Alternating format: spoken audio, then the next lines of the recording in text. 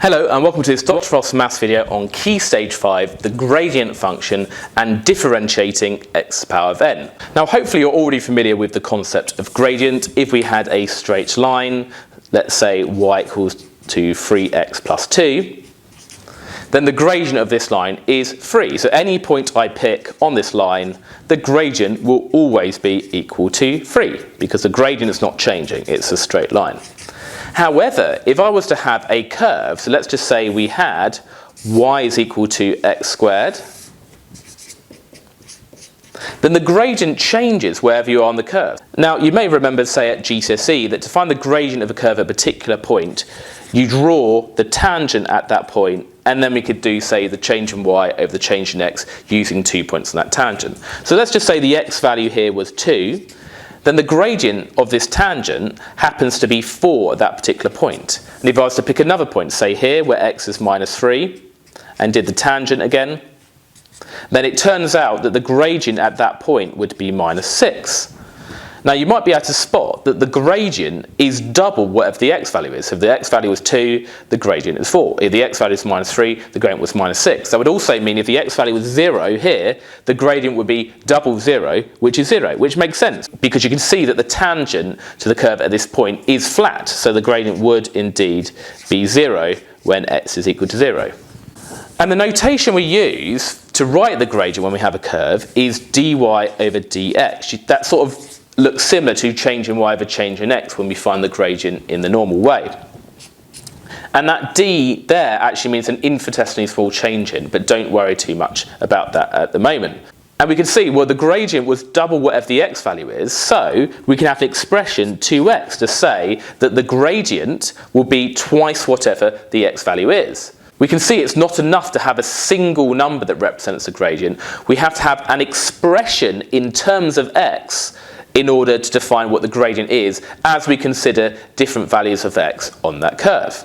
Now I'm not going to prove why when we have y equals x squared, the gradient function, as we call it, is equal to 2x. We explore that in a separate video on differentiation by first principles, and you do have to know how to do that if you're doing A-level, for example. In this video, we're just going to see the rule for finding the gradient functions for kind of polynomial expressions like this. We say that we've differentiated, so when we go from the x squared to 2x, we say that we have differentiated.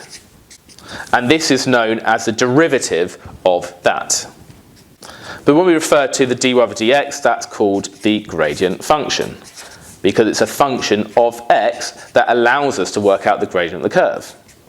Now the rule for differentiating polynomial terms like this, like x cubed, x squared, is to multiply by the power and reduce the power by 1. So let's do that for these examples here.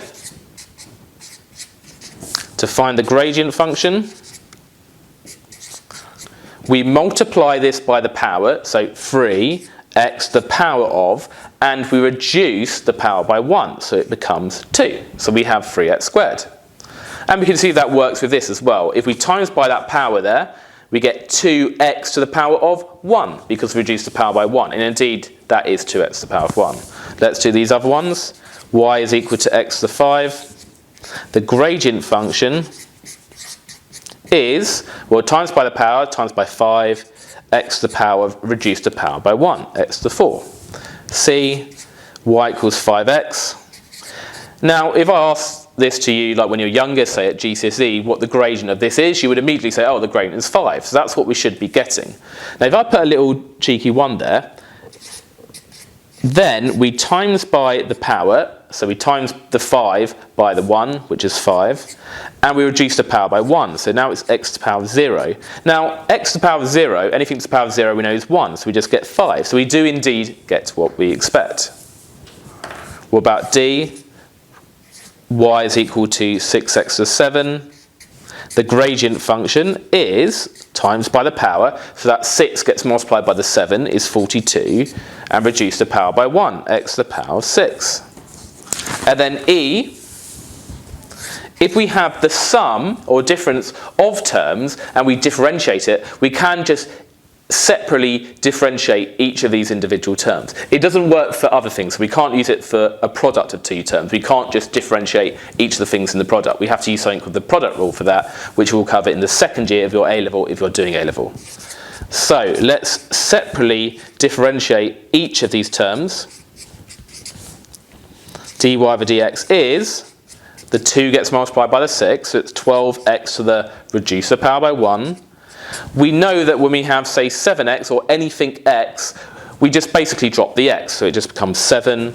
We could see we had that here. So we've had 5x, we just drop the x to just get 5, to leave the constant there.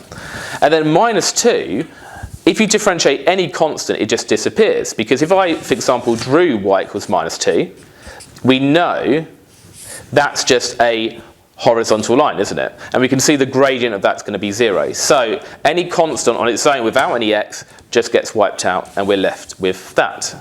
And then finally, y is equal to pi x squared minus x. Don't get upset by that pi there. It's just ultimately a constant. So when we differentiate it, that constant on the front, the coefficient of x squared, gets multiplied by that 2. So it's 2 pi, and then that power gets reduced by 1, so x squared just becomes x. And then we can imagine a 1 there, so minus 1x just becomes minus 1. Now question 2, find the gradient of the tangent to each curve with equation y equals f of x at the indicated point. So this time we want to do what we were doing here, where we could sort of differentiate x squared to get 2x, and then that would enable us to find the gradient for a particular value of x. So let's just say we were at the point where x was equal to 4, then we know the gradient would be 2 times that 4, which is 8. We use that gradient function. So question 2, f of x is equal to x4. So first we've got to find the gradient function. Now if we had y equals something, then the notation for the gradient function is dy of dx. But if you have like in functional form, so f of x, then the gradient function we write as f prime of x. Some people might say it as f dash of x, but well, dash is a dash like that. This kind of apostrophe looking symbol is actually a prime, so we say f prime of x, not to be confused with prime numbers.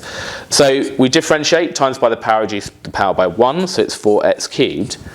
And now we want to find the gradient specifically at the point 381. Now the gradient function in these particular cases only depend on the x, so we're only going to use that 3, we're not going to use the 81. So when we use that point, we just sub that value of x, 3, into that gradient function. So we could write that as f dash of 3 to say that we're subbing in the 3 into this gradient function. That's going to be 4 times 3 cubed, which is equal to 108. So the gradient at this point is 108. What about b? F of x is equal to 5x squared minus 2. And we want to find the gradient when at the point 1, 3. So let's differentiate first. We've got f dash of x is, we've got f prime of x is equal to 10x. And the minus 2 just disappears because it's a constant without any x on it. And then we want to find the gradient at 1, 3. So we just sub in that x value of 1 into the gradient function to give f prime of 1 is equal to 10 times 1, which is 10. So the gradient is just 10 at that specific point there. Now finally we're going to differentiate these hard expressions, and they're harder because we don't have them in the form something x to something like we did with all these previous expressions. So we're going to have to do a bit of manipulation first before we can differentiate these expressions. So we've got y equals 3 root x minus 6x plus 4. Now before we differentiate, we need to write this in the form x to the power something. Now root x can be written as x to the power of half. When you have a power of a half, that is a square root. So now everything is in the form something x to something, so we can differentiate at this point. So when we differentiate this, the 3 gets multiplied by the half, which is 3 halves. And then we subtract 1 from the power. Half minus 1 is minus half. When we have something x, we just drop the x, so it's minus 6. And that 4 is just a constant, so it gets wiped out when we differentiate it. So that is the answer to this one. And then the second one, y is equal to 3 minus root x squared all over x squared. Well, we've got a bracket there, so let's expand that out first. So we're going to do the first thing squared, which is 9. We're going to do the first thing times the second thing and then doubled. So we've got minus 3 root x doubled, which is minus 6 root x. And we also do the second thing squared. So the minus root x times minus root x is positive x, because root x times root x is x. And that's all over x squared. Now I was about to divide each of these terms by the x squared, but first we should actually write everything in terms of powers of x. So we got 9 minus 6 x to the half again, plus x over x squared. And at this point we can divide each of the terms in the numerator by that denominator. So we've got 9 over x squared, which we can write as 9x to the minus 2. We need everything in the form something x to the something, so don't write 9 over x squared. Minus 6, now x to the half divided by x squared is x to the half minus 2. Remember, we subtract the powers when we divide, so half minus 2 is minus 3 over 2. And then plus x divided by x squared, that's x to the 1 divided by x squared. 1 minus 2 is minus 1, so it's x to the minus 1. At this point, and only at this point, we can differentiate it. So hopefully you haven't used dy over dx for anything above this, because we haven't actually differentiated until now. And then we do the usual thing. 9 times minus 2 is minus 18, x to the, drop that by 1, minus 3. Sorry, I missed out the x there. And then we do the minus 6 times the minus 3 over 2, which is plus 9. And then that gets reduced by 1, so it's x to the minus 5 over 2. And then we times by the power, so minus 1x, and reduce the power by 1. We end up with that. And that is the final answer. Finally, we got C. So we've got y is equal to 1 over 2x root x. Now let's try and write this as powers of x first. So we've got 1 over 2, x to the 1 times x to the half. So that's 1 over 2. Now x to the 1 times x to the half, we add the powers. 1 plus half is 3 over 2. Now notice the 2 is in the denominator of this fraction, so it's half. The 2 doesn't magically jump to the top to become 2. It's 1 over 2. And then if we move this x to the 3 over 2 to sort of the top of the fraction, we get x to the minus 3 over 2. 1 over x to the 3 over 2 is x to the minus 3 over 2. So we can differentiate.